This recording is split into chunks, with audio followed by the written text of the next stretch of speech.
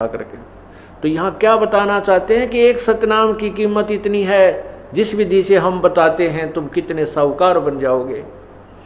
सतनाम एक पालड़े रंग होरी हो, 14 लोक चढ़ावे राम रंग होरी हो, 3 लोक पास्यंग धरे रंग होरी हो, भाई तो न तुला तुलाया राम रंग होरी हो।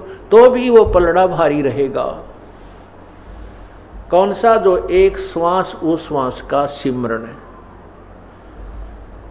अब आप देख लेना आप कितना सुमन करते हो और फिर भी रह जाते हो। इसका मतलब है कि हमारे ऊपर बहुत ज्यादा ऋण है, बहुत ज्यादा ऋण है। असंख्य युग हो गए हमने यहाँ इस काल के जाल में फंसों को, और काल ये ऐसा चतुर है कि हमारे पुण्यों को बहुत शीघ्र बर्बाद करवा देता है, कोई न कोई कारण बनवा देता है। और फिर हम जैसे थे उसे फिर हो जाए। उसके लिए सावधान रहना होगा। हमने अपने पुण्यों को कहीं नहीं बर्बाद करना है। घड़ी डिमांड भी ना करनी चाहिए परमात्मा से, मन ये दे दे, मेरा ये हो जा, 2 कोठी हो जाए, एक और बना लूँ, ये भगवान एक छोरा का और थोड़ा प्लाट मिल जाए। हम यही तंग मांगते रह जाते हैं। नहीं, परमात्मा से आप मोक्ष, भक्ति और मोक्ष मांगिए, और भक्ति में ये सब अपने आप मिल जाएंगी जिनकी आप अलग से डिमांड करते हो। जैसे किसान गेहूं बीजता है और उस किसान के पास अपना कोई पशु भी नहीं है, ट्रैक्टर से सारा काम कर रहा है, तो गेहूं बीजेगा किस लिए? कि वो अपने परिवार का पेट भरे। प्रथम तो उसने अपने परिवार की और अपने जो है जीवन रक्षा के लिए गेहूं की आवश्यकता है। उससे बचेगा जो सामग्री तो उसको बेचकर अपना अन्य काम वो करेगा। तो इसी प्रकार जैसे गेहूं बीज दिया, उसका उद्देश्य था अपनी रक्षा करना, अपना पेट भरना, परिवार का पेट भरे उस अन्न से। लेकिन गेहूं वो अन्न बनने से पहले भूसा पहले बनता है। वो भूसा जो बनता है, तूड़ा, वो पशुओं का चारा तो फ्री में बनता है, धक्के तो बने अपने आप बनता है। वो तो बाई प्रोडक्ट है उसका। किसका? कनक का, गेहूं का। इसी प्रकार यदि हम मोक्ष उद्देश्य से भक्ति मांगते हैं प्रभु से, तो उस भक्ति के अंदर यहाँ के तुमने जो ठाठ बाट की आवश्यकता है वो तो आप मिलेंगे, बिना मंगे मिलेंगे। वो तो भूसा है यहाँ का। कोई बात नहीं, अभी ज्ञान नहीं है क्योंकि हम बहुत सताए हुए हैं दुखों के। तो उसके लिए कुछ तो परमात्मा अपने आशीर्वाद से तुम्हें एडवांस लाभ दे देता ताकि आपकी श्रद्धा कबीर परमेश्वर में बने कि ये भगवान है।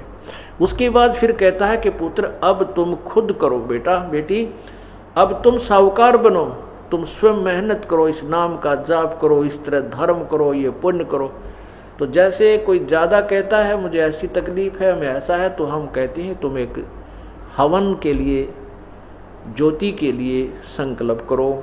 इसी को कहते हैं आप पाठ के लिए संकल्प करो। क्योंकि हम अपने परमात्मा अपने आशीर्वाद से तो आपको देता ही देता, उसके बावजूद भी आप इतने वीक हो चुके हो कि फिर भी उभरते उभरते समय लग रहा है। तो उसको कवर करने के लिए वो आपको बताया जाता है कि ऐसा कर लीजिए।